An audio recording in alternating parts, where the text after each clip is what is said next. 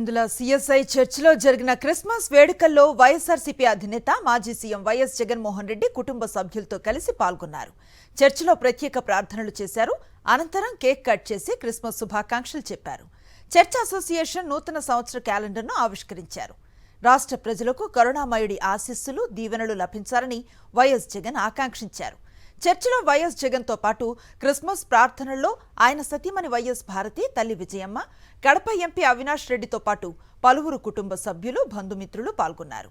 మధ్యాహ్నం తర్వాత తాతిరెడ్డిపల్లిలో రామాలయాన్ని ప్రారంభించనున్నారు YS Jaganmohan Reddy.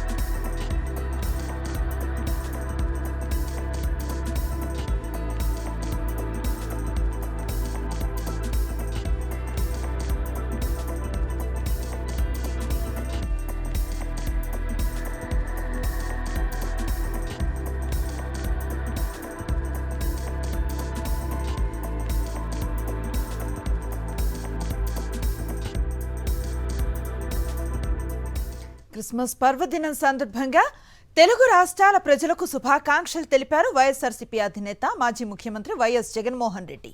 Happy and merry Christmas శుభాకాంక్షలు అంటూ ట్వీట్ చేశారు. ఆశ, శాంతి మరియు ప్రేమ పుట్టుకను జరుపుకుందామన్నారు. ఉజ్వల భవిష్యత్తు కోసం మానవాళికి సేవ చేసేందుకు క్రిస్మస్ మనందరికీ స్ఫూర్తినిస్తుందన్నారు వైఎస్ జగన్.